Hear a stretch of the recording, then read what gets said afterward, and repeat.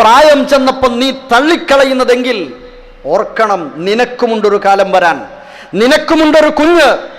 നിന്റെ മാതാപിതാക്കളോട് നീ കാണിക്കേണ്ട വാത്സല്യങ്ങൾ കാണാൻ കഴിയാത്ത മക്കൾ നീ പ്രായാധിക്യത്തിലെത്തുമ്പോൾ നിനക്കും അത് നൽകില്ല. സ്വാഭാവികമാണ്. നിന്റെ മാതാപിതാക്കൾക്ക് സ്നേഹവാത്സല്യം നൽകേണ്ടതിന് പകരം അവരെ നീ ആക്രമിക്കുകയോ അവരോട് ആക്രോശിക്കുകയോ അവരോട് മോശമായ സംസാരങ്ങൾ നടത്തുകയോ അവരെ ഉപദ്രവിക്കുകയോ ആട്ടിയകറ്റുകയോ ചെയ്യുന്നതാണ് നിന്റെ മക്കൾ കാണുന്നതെങ്കിൽ, അല്ല, ചെയ്യുന്നത് അവർ കാണുന്നുണ്ട് എങ്കിൽ നിന്റെ പ്രായാധിക്യത്തിൽ നിന്നെയും വലിച്ചെറിയും. ഓട്ടുപാത്രം എടുത്തു വെച്ച മകൻ പറഞ്ഞില്ലേ, ഉപ്പ വയസ്സാവുമ്പോ വൃദ്ധനാകുമ്പോ ഉപ്പാക്ക് വിളമ്പിത്തരാനാണെന്ന് പറഞ്ഞില്ലേ? വേസ്റ്റ് പാത്രം വെച്ചിട്ട് ഇങ്ങനെ പറയും, ഇങ്ങനെ അനുഭവിക്കും. അല്ല, പരലോകത്ത് അതിലേറെ പ്രയാസം അനുഭവിക്കേണ്ടി വരും. ലോകത്തെ മുഴുവൻ മനുഷ്യരെയും നൊന്ത് പ്രസവിച്ച ഉമ്മയെയും അതിൻ്റെ പിന്നിലെ ഉപ്പയെയും അച്ഛനെയും അമ്മയെയും മറക്കരുതെന്ന് പഠിപ്പിക്കുന്ന വിശിഷ്ടമായ സന്ദേശങ്ങൾ ഉൾക്കൊള്ളുന്ന വിശുദ്ധ ഖുർആൻ അവിടേക്കാണ്. മാതാപിതാക്കളോടുള്ള സ്നേഹത്തിലേക്ക്, മക്കളോട് തിരിച്ചുള്ള സ്നേഹത്തിലേക്കും വാത്സല്യത്തിലേക്കും, അതെല്ലാം വിശുദ്ധ ഖുർആനിന്റെ ക്ഷണത്തിൽപ്പെട്ടതാണ്. സൂറത്ത് ഇസ്രായിലെ 23-24 വചനങ്ങൾ പരിശോധിച്ച് നോക്കൂ. വഖദാ റബ്ബുക അല്ലാ തഅബുദൂ ഇല്ലാ ഇയ്യാ. നിന്റെ റബ്ബിദ ക്ഷണിക്കുന്നു, നിന്റെ റബ്ബിദ വിധിയായി പ്രഖ്യാപിക്കുന്നു, പ്രതിപാദിച്ചിരിക്കുന്നു. അല്ലാ തഅബുദൂ ഇല്ലാ ഇയ്യാ, അവനെ മാത്രമേ ആരാധിക്കുവാൻ ന്യായമുള്ളൂ, പാടുള്ളൂ എന്ന്. വബിൽ വാലിദൈനി ഇഹ്സാനാ, മാതാപിതാക്കളോട് ഇരുവരോടും സ്നേഹത്തോടെ വർത്തിക്കണമെന്നും റബ്ബിന്റെ വിധിയുണ്ടെന്ന്. പ്രപഞ്ചനാഥന്റെ, നമ്മുടെ സ്രഷ്ടാവിന്റെ വിളിയുണ്ട്, വിധിയുണ്ട്. നിന്റെ മാതാപിതാക്കളോട് നീ സ്നേഹത്തോടുകൂടെ കാരുണ്യത്തോടുകൂടെ പെരുമാറണം എന്ന്. ശേഷം ഒന്നുകൂടെ എടുത്തുദ്ധരിച്ചു, ഇമ്മാ യബ്ലുഗന്ന ഇൻദകൽ കിബറ അഹദുഹുമാ ഔ കിലാഹുമാ. അവർക്കാർക്കെങ്കിലും ഒന്ന്, അല്ല രണ്ടുപേർക്കും, ഒരുപക്ഷെ പ്രായമാകുന്നതിന് മുമ്പ് ഉമ്മയും ഉപ്പയും മരണപ്പെട്ടു പോയേക്കാം. ചിലർക്ക് പ്രായമുള്ള ഉമ്മയെ പരിചരിക്കാൻ അവസരം ലഭിക്കാതെ പോയിട്ടുണ്ട്. പ്രായം ചെന്ന പിതാവിനെ പരിചരിക്കേണ്ട സാഹചര്യം കിട്ടാതെ പോയവരുണ്ട്. ചിലർക്ക് രണ്ടുപേരും പ്രായാധിക്യത്തിൽ ഒരുപാട് നാൾ തങ്ങളുടെ മുമ്പിൽ കിടക്കും. ആരെങ്കിലും ഒരാളെങ്കിലും ചിലർക്കുണ്ടാകും. പ്രായം ചെല്ലുന്ന മാതാവോ പിതാവോ മാതാപിതാക്കളോ നിങ്ങളുടെ മുമ്പിലുണ്ടെങ്കിൽ ഫലാ തഖുൽ ലഹുമാ ഉഫ് ഉഫ്, അഥവാ ഉഫ് എന്ന് പോലും, ഛേ എന്ന് പോലും മാതാപിതാക്കളോട്, വിശേഷിച്ച് പ്രായം ചെന്ന മാതാപിതാക്കളോട് പറയരുത്. കാരണം അവർക്ക് ഒരുപക്ഷെ പക്വത നഷ്ടപ്പെടും. പിച്ചുംപേയും പറയാന്നൊക്കെ പറയും ഞങ്ങളുടെ നാട്ടിൽ. അവർ ഗൗരവമല്ലാത്ത കാര്യവും വലിയ ഗൗരവത്തിലൊക്കെ പറഞ്ഞെന്ന് വരാം. അപ്പോൾ അതിനൊന്ന് ചെവി കൊടുക്കുക, ഓക്കെ എന്ന് പറയാ. നമ്മൾ ഉചിതമായ മറ്റൊരു കാര്യം തീരുമാനിച്ചാലും ഓർക്കത് പ്രശ്നമൊന്നും ഉണ്ടാവില്ല. അവരോട് ചേന്ന് പറയരുത്. വിവാഹ സദ്യക്കൊരുക്കിയ പന്തലിൽ ഒരുപക്ഷെ ആളുകൾ ഇരിക്കേണ്ട സ്ഥലത്ത് ഉമ്മ വന്നൊന്ന് തുപ്പിയിട്ടുണ്ടാകാം, കാർക്കിച്ച് തുപ്പിയിട്ടുണ്ടാകാം. ഛേ എന്ന് പറയരുത്. ചെറുപ്പത്തിൽ ആളുകളെല്ലാം വിളിച്ചുകൂട്ടി സദ്യ നടത്തുന്ന സമയത്ത് നീ ഡൈനിങ് ടേബിളിലിരുന്ന് മൂത്രമൊഴിച്ചപ്പോ നിന്നെ ഉമ്മ അടിച്ചിട്ടില്ല, വേദനിപ്പിച്ചിട്ടില്ല, വേണ്ട ഈ മകനെന്ന് പറഞ്ഞിട്ടില്ല. ആളുകളുടെ മുമ്പിൽ സ്നേഹത്തോടെ എടുത്തിട്ട് അയ്യേ കുട്ട ഇവിടെയാണോ മൂത്രമൊഴിക്കണത് എന്ന് സ്നേഹത്തോടെ ചോദിച്ചിട്ടേ ഉള്ളൂ. ആ ഉമ്മയെ പ്രായാധിക്യത്തിലെത്തുമ്പോ അവരിൽ എന്തെങ്കിലും ഒരു തെറ്റ് വന്നുപോയി, അബദ്ധം വന്നു എന്നതിൻ്റെ പേരിൽ അവരെ മനസ്സിലാക്കണം. പ്രായം ചെന്നിട്ടുണ്ട്, വകതിരിവ് നഷ്ടപ്പെട്ടു പോകാൻ സമയമായി. അതുകൊണ്ട് ഛേ എന്ന ഒരു വാക്ക് പോലും പറയരുതെന്ന വിശുദ്ധ ഖുർആൻ ലോകത്തിന്റെ മുമ്പിൽ വിളിച്ചു പറയുന്നത് ആർക്കാ എതിർക്കാൻ കഴിയ, ആർക്കാ സ്വീകരിക്കാൻ കഴിയാത്തത് കൂട്ടരെ? മാത്രമല്ല ശേഷം പറഞ്ഞു, വലാ തൻഹർഹുമാ, ഇരുവരെയും നീ ആട്ടിക്കളയരുത്. വഖുൽ ലഹുമാ ഖൗലൻ കരീമാ, ഏറ്റവും മാന്യമായ വാക്കുകൾ മാത്രമേ അവരോട് നീ പറയാൻ പാടുള്ളൂ എന്ന്. തൊട്ടടുത്ത വചനമോ, നീ ചെയ്യേണ്ടത് എന്താണെന്നറിയോ? അവരെ ഏതെങ്കിലും ആലയത്തിലേക്ക് പറഞ്ഞയച്ച് ചെക്ക് വിട്ട് കാശയച്ചു കൊടുത്തതല്ല, മറിച്ച് നീ ചെയ്യേണ്ടത് നിന്റെ കൂടെ തന്നെ നിർത്തിയിട്ട് വഖ്ഫിദ് ലഹുമാ ജനാഹദ്ദുല്ലി മിനർ റഹ്മ, വഖ്ഫിദ് ലഹുമാ ജനാഹദ്ദുല്ലി മിനർ റഹ്മ, വഖ്ഫിദ് ലഹുമാ ജനാഹദ്ദുല്ലി മിനർ റഹ്മ. നിനക്കവർ കാരുണ്യം ചെയ്തു തന്നതുപോലെ നിന്റെ ഇരു ചിറകുകളും കാരുണ്യത്തിന്റെ ചിറകുകൾ മാതാപിതാക്കളുടെ മേൽ നീ വിരിച്ചു വെക്കണം എന്ന്. മാതാപിതാക്കൾക്ക് കാരുണ്യത്തിന്റെ ചിറക് വിരിച്ചു കൊടുക്കണം എന്ന്. കൂട്ടരെ, ചെറുപ്പത്തിൽ ഉമ്മയും ഉപ്പയും ഉറങ്ങാതെ കിടന്ന ഉമ്മയുടെ അടുത്ത് മകന് അല്ലെങ്കിൽ എനിക്ക് നിങ്ങൾക്ക് രോഗം ബാധിച്ചിട്ട് കരഞ്ഞുകൊണ്ടിരിക്കുന്ന സാഹചര്യത്തിൽ ഉറക്കം നഷ്ടമായ, ഉറങ്ങാത്ത, അല്പം പോലും കണ്ണടയ്ക്കാത്ത ഉമ്മ, ആ ഉമ്മയുടെ ചാരത്തിരുന്ന ഉമ്മ ഉറങ്ങിപ്പോകുന്നതിന് ആ ഉമ്മയ്ക്കും ഉപ്പയ്ക്കും നിങ്ങൾ അവരുടെ പ്രായാധിക്യത്തിൽ കാരുണ്യം തിരിച്ചു കൊടുക്കണം എന്ന് പഠിപ്പിക്കുന്ന ഗ്രന്ഥത്തിന്റെ അനുയായികളാണെന്നൊരു പക്ഷേ പ്രഖ്യാപിക്കുന്നുണ്ടെങ്കിൽ ഈ വചനത്തോട് ഞാനും നിങ്ങളും കാണിക്കുന്ന കൂറത്ര മാത്രമുണ്ട് എന്ന് ആലോചിക്കണം. എന്നിട്ട് വേണം മറ്റുള്ളവരോട് ഇത് പറയാൻ. വിശുദ്ധ ഖുർആനിന്റെ ക്ഷണം ഇങ്ങോട്ടാണ്. അവിടെയാണ് ഖുർആനിന്റെ മാധുര്യവും. ഞാൻ ഒരുപാട് വചനങ്ങൾ പാരായണം ചെയ്ത് പാരായണ ആസ്വാദനത്തിലേക്ക് മാത്രം നിങ്ങളെ ക്ഷണിക്കുക എന്നതായിരുന്നില്ല, അല്ല എൻ്റെ ലക്ഷ്യം. ഈ വിധത്തിൽ ഖുർആനിക സന്ദേശങ്ങളെ മുഴുവനും പരമാവധി ജീവിതത്തിൽ പകർത്തുമ്പോൾ അനുഭവിക്കാൻ കഴിയുന്ന ആസ്വാദനമുണ്ട്, സുഖമുണ്ട്, സന്തോഷമുണ്ട്. അതാണ് ഖുർആനിന്റെ ആസ്വാദനവും ഖുർആനിന്റെ മാധുര്യവും എന്ന് പറയാനാ. വിശുദ്ധ ഖുർആൻ മാതാപിതാക്കൾക്ക് നൽകേണ്ട കാരുണ്യത്തെക്കുറിച്ച് പറയാ. അവരുടെ മരണശേഷം അവർക്ക് വേണ്ടി നീ പ്രാർത്ഥിക്കണം എന്ന് പഠിപ്പിക്കുക. വഖുർ റബ്ബിർഹംഹുമാ കമാ റബ്ബയാനീ സഗീറാ. ഞാൻ കുഞ്ഞായിരുന്ന നാളിൽ, എനിക്ക് അഭയം ആവശ്യമായ നാളിൽ, എനിക്കെല്ലാം തന്ന, എനിക്ക് അഭയം തന്ന, എനിക്ക് കാരുണ്യം നൽകിയ എൻ്റെ മാതാപിതാക്കൾക്ക് വേണ്ട കാരുണ്യമെല്ലാം നീ എനി നൽകണമേ എന്ന പ്രാർത്ഥനയാണ് മക്കളിൽ നിന്നുണ്ടാകേണ്ടത് എന്ന് വിശുദ്ധ ഖുർആനിന്റെ ക്ഷണം ഇവിടെയാണ്. ഇങ്ങനെയാണ് ഖുർആൻ ക്ഷണിക്കുന്നത്. സഹോദരങ്ങളെ, സഹോദരികളെ, ഇനിയും ഖുർആനിന്റെ ക്ഷണം എന്ന് പറയുമ്പോൾ ദഅവത്തുൽ ഖുർആൻ ഇല മകാരിമിൽ അഖ്ലാഖ് എന്ന ഒരു ഭാഗമുണ്ട്. മുഴുവൻ മനുഷ്യരോടുമായി ഖുർആനിൻ്റെ ക്ഷണമുള്ളത് ഏറ്റവും നല്ല പെരുമാറ്റങ്ങളിലേക്ക്, അല്ലേ, ഏറ്റവും നല്ല പെരുമാറ്റങ്ങളിലേക്കുള്ള ക്ഷണം കാണാൻ കഴിയും. മാത്രമല്ല, ആ ക്ഷണം എന്നത് ഏറെ ഗുണകാംക്ഷയോടുകൂടെ ആയിരിക്കണം എന്നതാണ് ഖുർആൻ പഠിപ്പിച്ചത്. ആരെയും നിർബന്ധിക്കാൻ പാടില്ല എന്ന്. ഞാൻ മനസ്സിലാക്കിയ ഒരു കാര്യം നിങ്ങളോട് പറയാം, പക്ഷേ നിങ്ങളത് സ്വീകരിച്ചേ പറ്റൂന്ന് എനിക്ക് പറയാൻ ന്യായമില്ല, അവകാശമില്ല. അപ്പോഴാണ് അത് തീവ്രവാദമാവുക. അങ്ങനെ പറയാൻ കഴിയില്ല. ഖുർആനിൽ എവിടെയും അങ്ങനെ കാണാനും കഴിയില്ല. ഒരാളോടും ചെയ്തേ പറ്റൂന്ന് പറയുന്നില്ല. മറിച്ച് നന്മയും തിന്മയും നിനക്ക് നാം കാണിച്ചു തന്നിട്ടുണ്ട്. നന്മയേത് തിന്മയേത് എന്ന് തിരിച്ചറിയാനുള്ള വകതിരിവ്, ബുദ്ധി, വിശേഷ ബുദ്ധിയും നിനക്ക് നാം നൽകിയിട്ടുണ്ട്. നന്മ സ്വീകരിക്കാം, തിന്മ സ്വീകരിക്കാം, അതിനുള്ള സ്വാതന്ത്ര്യവും തന്നിട്ടുണ്ട്. പക്ഷേ നന്മയാണ് ചെയ്യുന്നതെങ്കിൽ അത് ഇവിടെയും അവിടെയും നിനക്ക് തന്നെ ഗുണം. തിന്മയാണ് നീ ചെയ്യുന്നതെങ്കിൽ ഇവിടെയും അവിടെയും നിനക്ക് തന്നെയാണ് അതിൻ്റെ പ്രയാസം. ഇത് പറയാൻ പ്രപഞ്ചാധിപനായ അള്ളാഹുവിന് അവകാശമുണ്ട്. അവിടെയാണ്, അല്ലാതെ അവിടെയൊന്നും തീവ്രവാദമോ വിഭാഗീയതയോ വർഗീയതയോ ഒന്നും കാണാൻ കഴിയുന്നില്ല. വിശുദ്ധ ഖുർആനിലെ 2-ാം അധ്യായം സൂറത്തുൽ ബഖറയിലെ 256-ാമത്തെ വചനം മുഴുവൻ ആളുകളും മനസ്സിലാക്കേണ്ട ഒരു വചനമാണ്. ഖുർആൻ ഒരാളെയും ബലാത്കാരം, നിർബന്ധം ചെലുത്തുന്നില്ല. അല്ലാഹു സുബ്ഹാനഹു വ തആല 256-ാമത്തെ വചനത്തിൽ തുടക്കത്തിൽ തന്നെ പറയുന്നത് നോക്കൂ. ലാ ഇക്റാഹ ഫിദ്ദീൻ ഖദ് തബയ്യന അർ-റുശ്ദു മിനൽ ഗയ്. നന്മയും തിന്മയും കൃത്യമായും വേർതിരിക്കപ്പെട്ടു എന്നതുകൊണ്ട് തന്നെ ലാ ഇക്റാഹ ഫിദ്ദീൻ, മതത്തിൽ യാതൊരു നിർബന്ധം ചെലുത്തലുമില്ല. യാതൊരു ബലാത്കാരവും മതത്തിലില്ല കേട്ടോ, മതത്തിൻ്റെ വിഷയത്തിൽ ഇല്ല.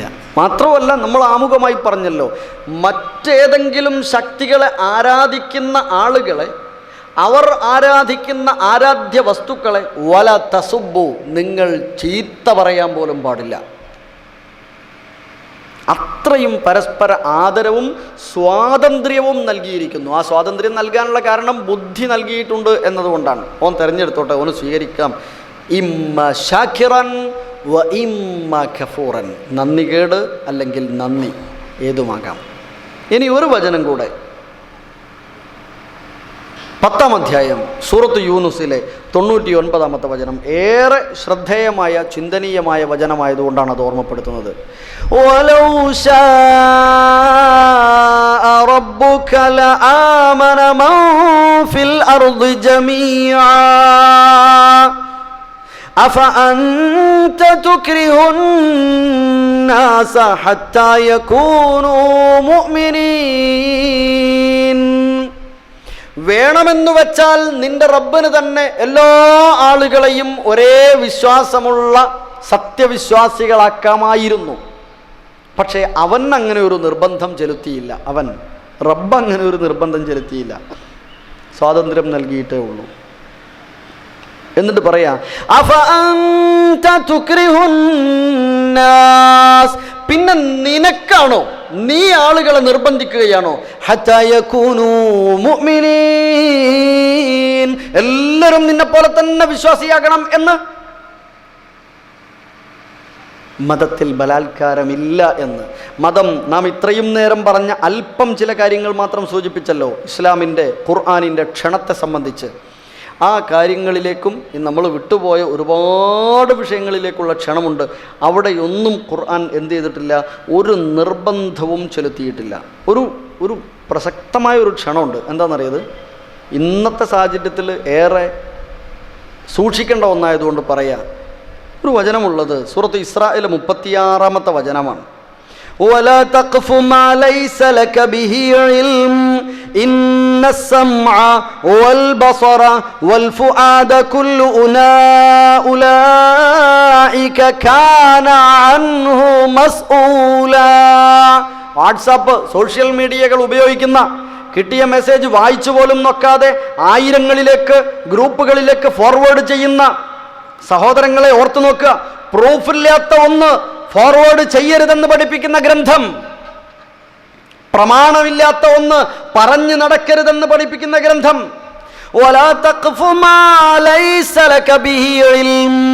നിനക്ക് അറിവില്ലാത്ത ഒന്നിൻ്റെ അടുത്ത് നീ നിൽക്കണ്ട. നിനക്കറിയില്ലേ, തെളിവൊന്നുമില്ലേ, പ്രമാണമൊന്നുമില്ലേ, ഫേക്കാണോ അല്ലേന്നൊന്നും അറിയില്ലേ, ഫേക്കാണെന്ന് ബോധ്യം ഉണ്ടായിട്ടുമാണോ? ചെയ്യരുത്, ഫോർവേഡ് ചെയ്യരുത്, പറയരുത്, പ്രചരിപ്പിക്കരുത്. കാരണം ഇന്ന സമഅ, കാതും, വൽ ബസർ, കണ്ണും, വൽ ഫുആദ്, ഹൃദയവും, കുല്ലു ഉലൈക കാന അൻഹു മസ്ഊല, എല്ലാം റബ്ബ് ചോദ്യം ചെയ്യും കേട്ടോ. എല്ലാം ചോദ്യം ചെയ്യപ്പെടുന്നത് തന്നെയാണ് എന്ന് പഠിപ്പിക്കുന്ന ഗ്രന്ഥം. ഭൂമിയിൽ നീ അഹങ്കരിക്കരുത്. ഒരുപാട് സമ്പത്തുണ്ട് എന്നതുകൊണ്ട്, നാട്ടിൽ ഒരുപാട് ഷോപ്പുകളുണ്ട് എന്നതുകൊണ്ട്, നിനക്ക് ഉന്നതമായ ഭൗതിക സൗകര്യങ്ങളുണ്ട് എന്നതുകൊണ്ട്, നീ ഭരണത്തലവനാണ് എന്നതുകൊണ്ട്, നീ കുടുംബത്തിലെ മുതിർന്ന ആളാണ് എന്നതുകൊണ്ട്, നീ സൗന്ദര്യമുള്ളവനാണ് എന്നതുകൊണ്ട്, നീ ആരോഗ്യ ദൃഢഗാത്രനാണ് എന്നതുകൊണ്ട് അഹങ്കരിച്ച് നടക്കരുത്. ഭൂമിയിൽ ദുരഭിമാനം, അഹങ്കാരം നടിച്ച് നടക്കരുത് എന്ന് പഠിപ്പിച്ച ഗ്രന്ഥം, വിനയത്തിലേക്ക് ക്ഷണിക്കുന്ന ഗ്രന്ഥം. സഹോദരങ്ങൾ, ഒരുപാട് വചനങ്ങൾ.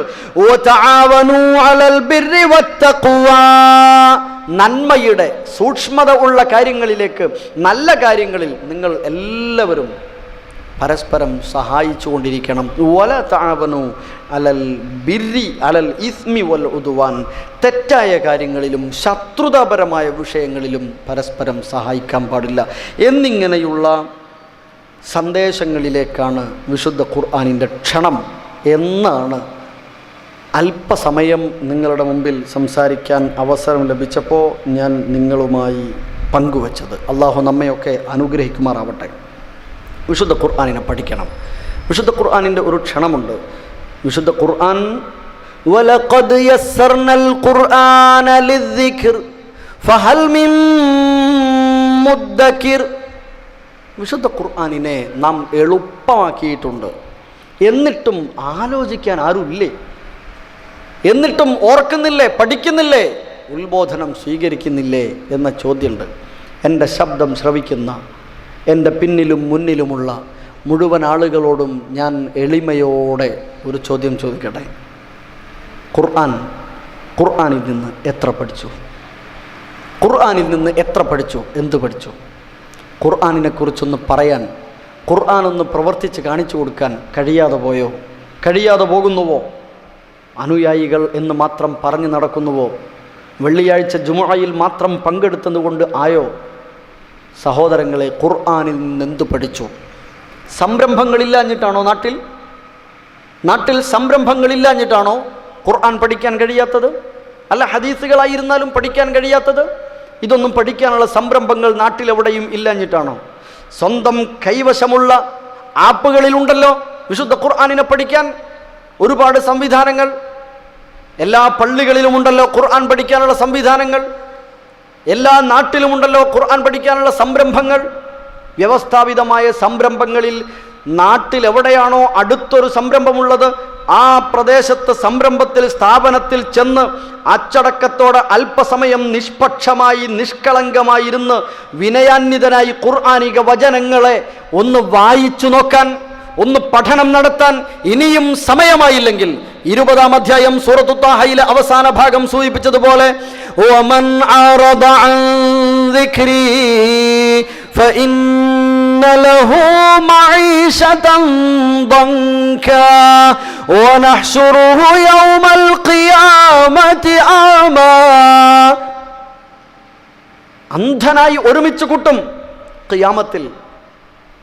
ഖുർആനിൽ നിന്ന് അവഗണനയോടെ തിരിഞ്ഞു നടക്കുകയാണെങ്കിൽ അവൻ പറയും, ഖാല റബ്ബി ലിമ ഹശർതനീ അഅ്മാ. റബ്ബേ, എനിക്ക് കണ്ണുണ്ട്, കാഴ്ചയുണ്ടായിരുന്നല്ലോ, എന്തിനാ എന്നെ അന്ധനായി വിളിച്ചു ചേർത്തത്?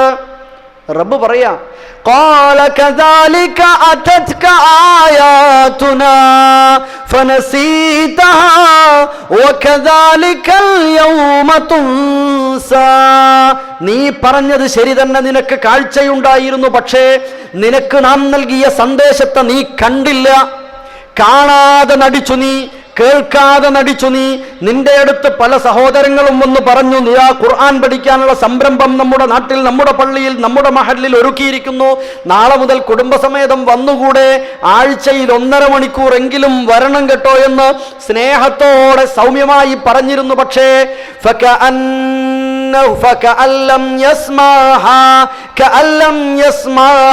സൂറത്തുൽ ലുഖ്മാനിൽ പറഞ്ഞതുപോലെ അവൻ കേൾക്കാത്തവനെ പോലെ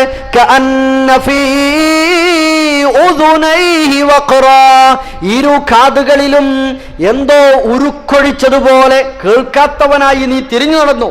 നീ പറഞ്ഞു, പിറ്റേ ദിവസം അയാളെ കണ്ടപ്പോൾ, ഇന്നലെ ക്ലാസ് ഉണ്ടായില്ലേ, ഞാൻ പീടികയിൽ ആളെ കിട്ടാഞ്ഞിട്ട്, കടയിൽ ഒരാളെ കിട്ടാഞ്ഞിട്ടാട്ടോ വരാതിരുന്നത്.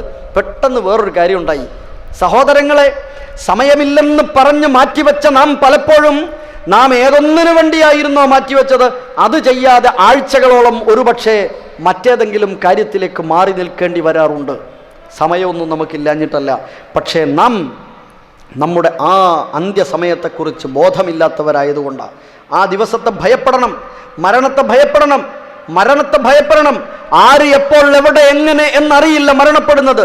ആർക്കും അറിയില്ല എവിടെ വെച്ചാണ് മരണപ്പെടുന്നത് എന്ന്. الموت باب وكل الناس داخله فيا ليت شعري بعد الموت مدار. മരണമെന്ന കവാടം സുനിശ്ചിതമാണ്, എല്ലാവരും അത് പ്രവേശിച്ചേ പറ്റൂ, അതെല്ലാവർക്കും അറിയാം. പക്ഷേ ഇതിന് ശേഷം എൻ്റെ ഗേഹം, എൻ്റെ ഭവനം ഏതാണെന്ന ചിന്തയാണ്. അതാ നമ്മുടെയൊക്കെ മനസ്സിൽ വേണ്ടത്. നമ്മുടെയൊക്കെ മനസ്സിലതാ വേണ്ടത്. മരണം പിടികൂടിയാൽ ഞാനിപ്പോൾ മരിക്കാൻ തയ്യാറാണോ? ഓരോരുത്തരും സ്വന്തത്തോട് ചോദിച്ചു നോക്കുക. ഞാൻ എന്തെങ്കിലും ചെയ്തിട്ടുണ്ടോ? ഞാൻ എന്തെങ്കിലും ചെയ്തു വെച്ചിട്ടുണ്ടോ നന്മകളായി? എനിക്കും നാടിനും സമൂഹത്തിനും നന്മയാകുന്ന എന്തെങ്കിലും കാര്യം ഞാൻ ചെയ്തു വെച്ചിട്ടുണ്ടോ? ഞാൻ മരണപ്പെട്ടു പോകുമ്പോൾ എൻ്റെ കൂടെ എന്താ ഉണ്ടാവുക? എനിക്കറിയാം. എൻ്റെ പ്രവാചകൻ പഠിപ്പിച്ചത് 3 കാര്യങ്ങൾ ഉണ്ടാവുക എന്നാണ്. ഒന്ന്, ഞാൻ ചെയ്ത ഒരുപാട് സൽക്കർമ്മങ്ങളാണ്. എല്ലാം വെച്ച് നോക്കിയാൽ സൽക്കർമ്മങ്ങളാണ് എനിക്ക് കൂടെ ഉണ്ടാവുക. അതിൽ എനിക്ക് വേണ്ടി പ്രാർത്ഥിക്കുന്ന മക്കൾ, അല്ലേ? മരണശേഷം എനിക്ക് വേണ്ടി പ്രാർത്ഥിക്കുന്ന മക്കൾ, അതേപോലെ സദഖത്തുൻ ജാരിയ, ഒഴുകുന്ന സദഖകൾ, ഇങ്ങനെയൊക്കെയാണ് എനിക്ക് ഉണ്ടാവുക. ഈ വിഷയങ്ങളിലൊക്കെ എൻ്റെ നിലപാടുകൾ എന്തായിരുന്നു? എനിക്ക് വേണ്ടി പ്രാർത്ഥിക്കുന്ന മോനാണോ എനിക്കും എൻ്റെ ഇണക്കും ഉണ്ടായ മോൻ? എനിക്ക് വേണ്ടി മയ്യത്ത് നമസ്കരിക്കാൻ അറിയുന്നവനാണോ എൻ്റെയും അവളുടെയും മകൻ? എൻ്റെ പൊന്നു മകന് പൊന്നുപ്പ മരിച്ചാൽ മയ്യത്ത് നമസ്കരിക്കാൻ അറിയോ? പരിശോധിക്കണം. അല്ല, ഉപ്പ മരിച്ചാൽ സങ്കടപ്പെടുന്നവൻ നമസ്കാര സമയത്ത് പിന്നിലെ സഫിലേക്ക് ഒളിഞ്ഞു മാറി നിൽക്കുന്നവനോ? ഉപ്പായിയുടെ മുമ്പിൽ നിന്നുകൊണ്ട്, മയ്യത്തായി കിടക്കുന്ന ഉപ്പയുടെ ചാരത്ത് നിന്നുകൊണ്ട്, ഹൃദയത്തിന്റെ തന്തു അറിഞ്ഞ് ഹൃദയത്തിൽ ഇരുകരങ്ങൾ വെച്ചിട്ട് ആത്മാർത്ഥമായി, മകനേക്കാൾ ആത്മാർത്ഥമായി പ്രാർത്ഥിക്കാൻ കഴിയുന്നവർ നാട്ടിൽ വേറെ ആരുണ്ടാവുക? ആ മകൻ മാറി നിൽക്കേണ്ടി വരുന്നുവോ? തനിക്ക് വേണ്ടി പ്രാർത്ഥിക്കാൻ കഴിയുന്ന മകനെ വാർത്തെടുക്കാൻ കഴിയാതെ പോയത് കൂട്ടരെ അനുദിനം വിശുദ്ധ വേദവാക്യങ്ങളിൽ നിന്ന് അകന്നു നിൽക്കുന്നത് കൊണ്ടല്ലേ? ആലോചിക്കണം.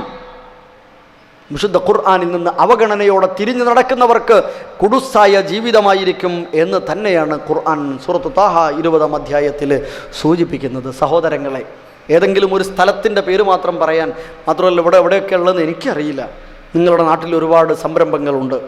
അവിടെ എവിടെയെങ്കിലും പോയി ഇരുന്ന് പഠിക്കണം. സ്വന്തമായി പഠിക്കാം, പക്ഷേ വ്യവസ്ഥാപിതമായി കൂടിയിരുന്ന് പഠിക്കുമ്പോൾ, ചർച്ച ചെയ്യുമ്പോൾ വല്ലാത്തൊരു സന്തോഷമാണ്. ഒരുപാട് പഠിക്കാൻ കഴിയും, ഒരുപാട് മാറ്റങ്ങളുണ്ടാകും. നാളെ മുതൽ, അഥവാ ഈ നിമിഷം മുതൽ, ഇനി വിശുദ്ധ ഖുർആൻ പ്രാവർത്തികമാക്കുന്ന, പഠിച്ച് പ്രാവർത്തികമാക്കി പ്രചരിപ്പിക്കുന്ന, മനഃപ്പാഠമാക്കുന്ന, ചിന്തിക്കുന്ന ആളുകളുടെ കൂട്ടത്തിൽ ഉൾപ്പെടണം. മഹാഭാഗ്യവാന്മാരാകാൻ ശ്രദ്ധിക്കണം.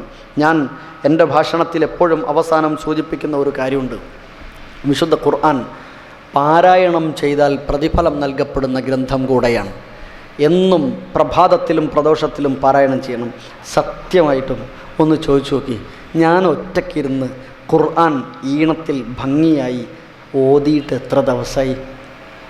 ഇന്നലെ വെള്ളിയാഴ്ചയായിരുന്നു. ഇന്നലെ നേരത്തെ പള്ളിയിലെത്തിയത് കൊണ്ട് ഞാനൊരു അരപ്പേജ് ഓതി എന്നല്ലാതെ ബോധപൂർവം പ്രഭാതവേളയിൽ വീട്ടിലിരുന്നിട്ട്, പള്ളിയിലിരുന്നിട്ട്, ബോധപൂർവം പ്രദോഷ സമയത്ത്, രാത്രികാലത്ത്, രാത്രിയുടെ അന്ത്യയാമത്തിൽ വീട്ടിലൊറ്റയ്ക്കിരുന്നിട്ട്, പള്ളിയിലിരുന്നിട്ട്,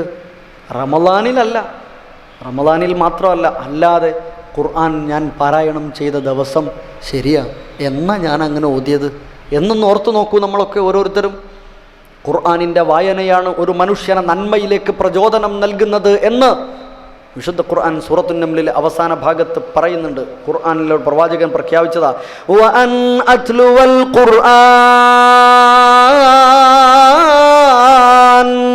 ഖുർആൻ അനുദിനം പാരായണം ചെയ്യണം എന്ന് ഞാൻ കൽപ്പിക്കപ്പെട്ടിരിക്കുന്നു എന്ന്.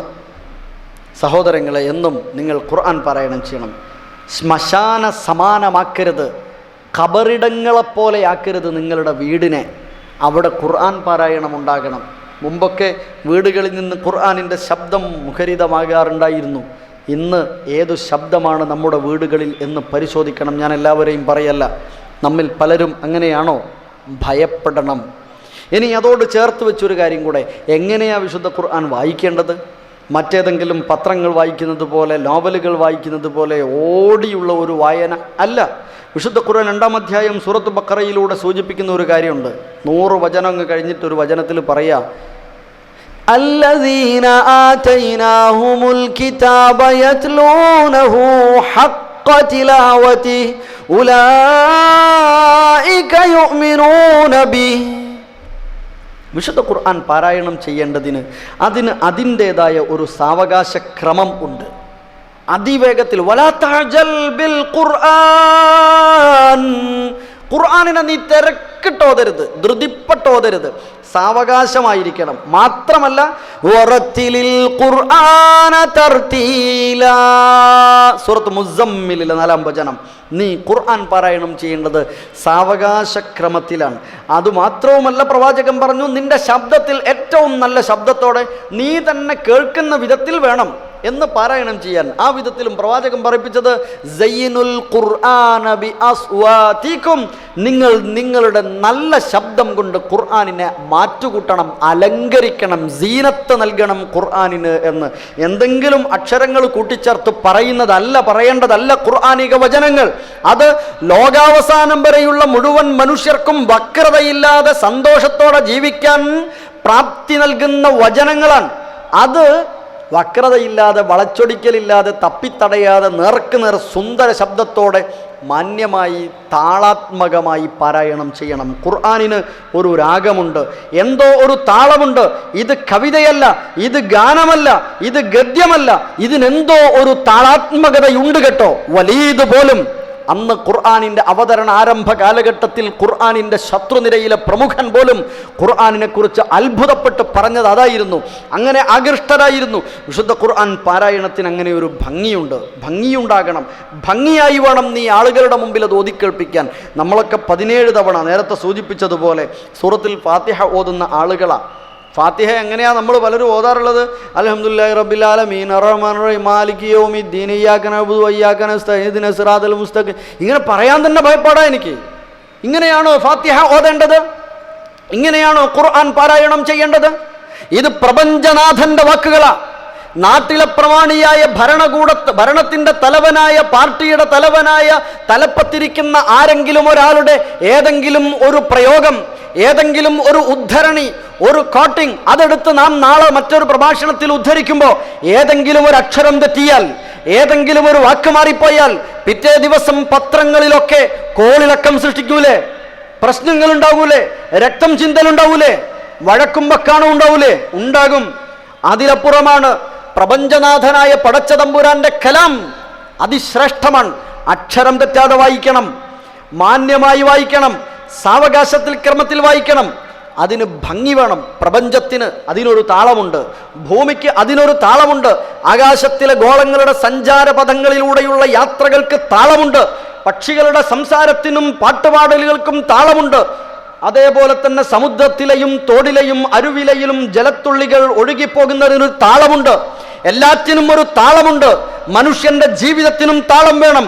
ഇതുപോലെ മനുഷ്യന്റെ ജീവിതം പഠിപ്പിക്കുന്ന വേദഗ്രന്ഥത്തിന്റെ വചനങ്ങൾ പാരായണം ചെയ്യുന്നിടത്തും ഒരു താളബോധം വേണം. അത് താളാത്മകമായി തന്നെ ആയിരിക്കണം. വിശുദ്ധ ഖുർആൻ പ്രവാചകൻ സ്വല്ലല്ലാഹു അലൈഹി വസല്ലമ ഖുർആനിന്റെ പാരായണത്തെക്കുറിച്ച് ബോധ്യപ്പെടുത്തുന്നിടത്ത് മല്ലം യതഗന്ന ബിൽ ഖുർആൻ ഫലൈസ മിന്ന എന്ന് പോലും പറഞ്ഞിട്ടുണ്ട്. ഈണത്തോടെ, രാഗത്തോടെ, മണിച്ചുകൊണ്ട് വായിക്കാത്തവൻ നമ്മിൽപ്പെട്ടവനല്ല എന്ന് പോലും. തജ്വീദ് എന്ന് പറയും. തജ്വീദ് എളുപ്പമല്ല, ബുദ്ധിമുട്ടാണ് എന്നൊക്കെയാ പലർക്കും ചിന്ത. ഏറ്റവും ലളിതമായി പഠിക്കാൻ കഴിയുന്ന ഒരു ശാസ്ത്രശാഖയാണ് വലഖദ് യസ്സർനൽ ഖുർആൻ. ഖുർആനിനെ എല്ലാവിധത്തിലും എളുപ്പമാക്കിയിട്ടുണ്ട് അല്ലാഹു. അതാർക്കും പഠിക്കാം. അക്ഷരം പഠിച്ചു തുടങ്ങണമെന്ന് മാത്രം. അക്ഷരം പഠിക്കുമ്പോഴേ അന്ന് മുതൽ തന്നെ അതിൻ്റെ ഫേസുകളും അതിൻ്റെ ടോണുകളും പഠിക്കണം എന്ന് മാത്രം. ഒരക്ഷരം അടുത്ത അക്ഷരത്തോട് ചേർത്ത് വെക്കുമ്പോൾ പാലിക്കേണ്ട മര്യാദ പഠിക്കണം എന്ന് മാത്രം. ചില അക്ഷരങ്ങൾ അടുത്ത അക്ഷരത്തോട് ചേർത്ത് വെക്കുമ്പോൾ ഉണ്ടാകുന്ന 5 താളരസങ്ങളെ കുറിച്ച് പഠിക്കണം എന്ന് മാത്രം. വളരെ ലളിതമാണ്. എത്ര ചെറിയ കുട്ടിക്കും പ്രായമായവർക്കും പഠിക്കാം. പല്ല് കൊഴിഞ്ഞു പോയവർക്ക് പ്രയാസമുണ്ടായേക്കാം, നാവിന് വിക്കുള്ളവർക്ക് പ്രയാസമുണ്ടായേക്കാം എന്ന് മാത്രം. മറ്റെല്ലാവർക്കും ലളിതമായി പഠിക്കാൻ കഴിയുന്ന ഒന്ന്. ഫാത്തിഹ എങ്ങനെ പാരായണം ചെയ്യാം? അൽഹംദുലില്ലാഹി റബ്ബിൽ ആലമീൻ അർറഹ്മാനിർ റഹീം മാലികി യൗമിദ്ദീൻ ഇയ്യാക നഅ്ബുദു വ ഇയ്യാക നസ്തഈൻ ഇഹ്ദിനസ് സിറാത്തൽ മുസ്തഖീം صراط الذين أنعمت عليهم غير المغضوب عليهم ولا الضالين.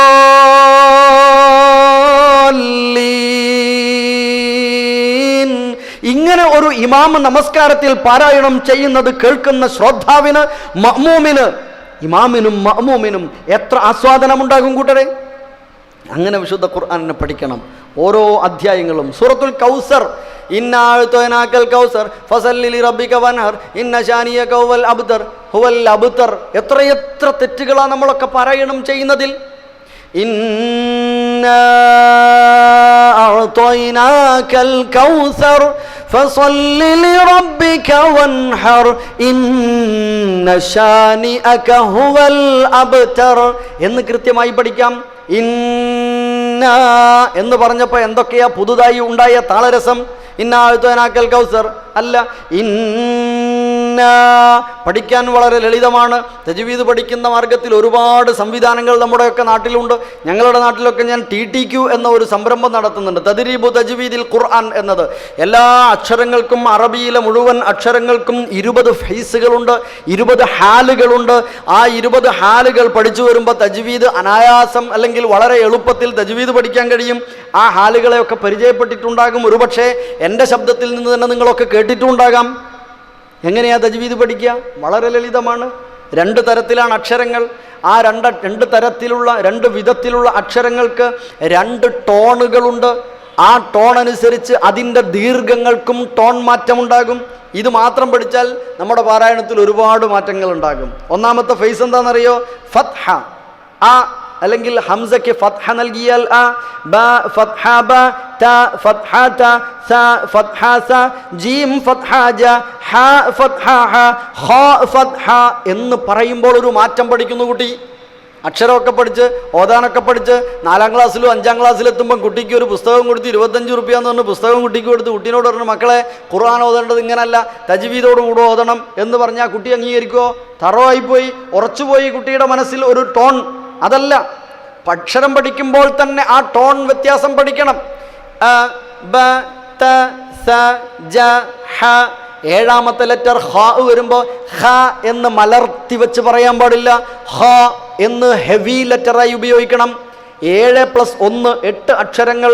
1ാമത്തെ ഫേസിൽ 8 അക്ഷരങ്ങൾ ഹെവി ലെറ്റേഴ്സ് ആണെന്ന് മനസ്സിലാക്കണം. ആ അക്ഷരങ്ങൾ ഹ, സ, ദ, ഗ, ത, ഖ, വ, റ എന്നീ അക്ഷരങ്ങളാണ്. ഇതൊന്നും ഹ, സ്വ, ല, ത്വ ഇങ്ങനെയൊന്നും പറയാൻ പാടില്ല. ഖുർആൻ പാരായണത്തിൽ ഭംഗിയുണ്ടാവില്ല. നേരെ മറിച്ച് അത് ടോൺ വ്യത്യാസത്തോടു കൂടെ പഠിക്കണം. അങ്ങനെയാകുമ്പോൾ കൃത്യമായി അത് ഉൾക്കൊള്ളാൻ കഴിയും. അവയ്ക്ക് നൽകപ്പെടുന്ന ദീർഘത്തിലും അങ്ങനെ തന്നെ.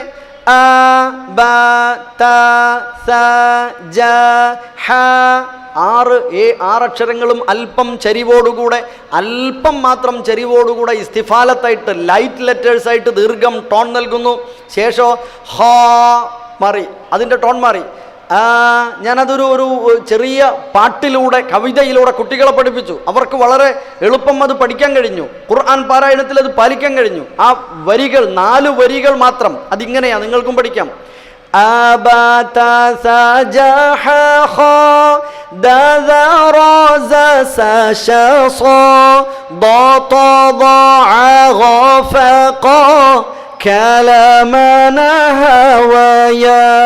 എട്ട് അക്ഷരങ്ങളുടെ ടോൺ, ദീർഘത്തിലെ ടോൺ നിങ്ങൾ ശ്രദ്ധിച്ചിട്ടുണ്ടാകും.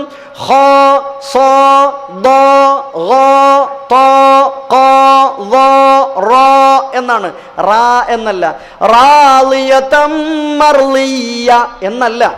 ഉദ്ഖുലീ ഫീ ഇബാദിലെ സ്വർഗത്തിലേക്ക് ക്ഷണിക്കുന്ന സൂറത്തുൽ ഫജ്റിലെ അവസാന ഭാഗത്ത് യാ അയ്യതുഹൻ നഫ്സുൽ മുത്മഇന്ന ഇർജിഇ ഇലാ റബ്ബികി റാളിയതൻ എന്നല്ല. ഇർജിഇ ഇലാ റബ്ബികി റാദിയ റാദിയ റാദിയതൻ മർദിയ വഫദ്ഖുലി ഫീ ഇബാദി വദ്ഖുലി ജന്നതി. മണിക്കണം ജന്നതി. എവിടെയാ മണിക്കേണ്ടത്, ഉന്ന നൽകേണ്ടത്? വളരെ ലളിതമാണ്. അതും പാട്ടുകളിലൂടെയൊക്കെ പഠിക്കാം. ചെറിയ കുട്ടികൾക്ക് അല്ലെങ്കിൽ പഠനത്തിൻ്റെ പ്രാരംഭഘട്ടത്തിൽ ഗാനങ്ങളിലൂടെ എളുപ്പം പഠിക്കാൻ കഴിയും. അങ്ങനെ ആവശ്യമുള്ളവർക്ക്, അങ്ങനെ താല്പര്യമുള്ളവർക്ക് അതിലൂടെ പഠിക്കാൻ പറ്റും. ലളിതമായ ഒരു മാർഗം. അക്ഷരങ്ങളെല്ലാം ശബ്ദ് നൽകിയിട്ട്, അല്ലേ? ഹംസയ്ക്ക് ശബ്ദ് നൽകി അ അ എന്ന് വായിക്കണം. ബ ന് ശബ്ദ് നൽകിയാൽ ബ ബ എന്ന് വരണം, കൂട്ടി വായിക്കണം. ഷദ്ദുള്ള അക്ഷരം സ്വന്തം വായിക്കാൻ പാടില്ല. അതുകൊണ്ട് തൊട്ട് മുമ്പ് മറ്റൊരു ലെറ്റർ കൂടെ വെച്ച് കൊടുക്കണം. അത് തജ്വീദ് പഠിക്കുന്നിടത്തെയും അറബി ഭാഷയുടെയും ഒരു പ്രത്യേകതയാണ്. ഷദ്ദ് മാത്രം, ഒരക്ഷരം മാത്രം ഉച്ചരിക്കാൻ പാടില്ല. സുക്കൂനുള്ള അക്ഷരവും സ്വന്തം ഉപയോഗിക്കാൻ പാടില്ല. ബ് ത് സ് ജ് എന്ന് പഠിക്കാൻ പാടില്ല. ബ് പോലെ ത് എന്ന് പറയാൻ പാടില്ല. ഹൊലിക്കത്ത് എന്ന് ഓതാൻ പാടില്ലാത്തത് കൊണ്ട് ഹൊലിക്കത്ത് എന്നായതുകൊണ്ട് തീന്ന് ആദ്യത്തിൽ പഠിക്കാൻ പാടില്ല. അതൊക്കെ തജ്വീദിൻ്റെ നല്ല രീതിശാസ്ത്രങ്ങളാണ്. ഷദ്ദ് നൽകിയിട്ട് എങ്ങനെ പഠിക്കുക?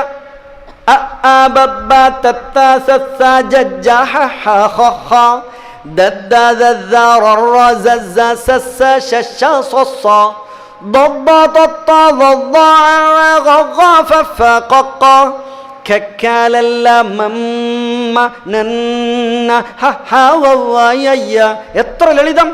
4 വരി പാട്ട് പാടിയപ്പോ കുട്ടി അവിടെ എത്തുമ്പോ ശ്രദ്ധിച്ചു. എവിടെ?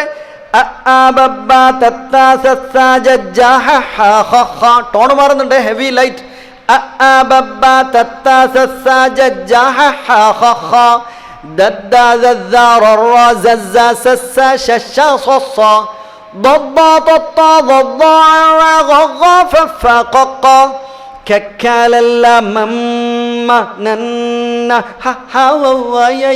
അല്ലാതെ കക്കാലല്ല മമ്മാനന്ന എന്ന് പോയില്ല.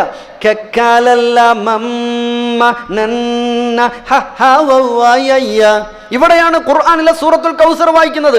ഇന്നാ അഅ്തൈനാകൽ കൗസർ അല്ല, ഇന്നാ അഅ്തൈനാകൽ കൗസർ ഇമ്മാ ശാകിറൻ വ ഇമ്മാ കഫൂറാ അമ്മാ യതസാഅലൂൻ അനിൻ നബഇൽ അളീം. ഇങ്ങനെ അല്ലാതെ ഈ നിയമങ്ങളൊന്നും പാലിക്കാത്ത ഒരു പാരായണത്തിന്റെ ശ്രുതി മധുരം എത്ര ഉണ്ടാവും നിങ്ങൾ പരിശോധിച്ച് നോക്കൂ. അമ്മയതസാലൂൻ അനിൻ നബഇൽ അളീം അല്ലദീം ഫീ മുഖ്തലിഫ്. ആർക്കാ ഇത് കേൾക്കാൻ മനസ്സുണ്ടാവുക? ഇല്ല.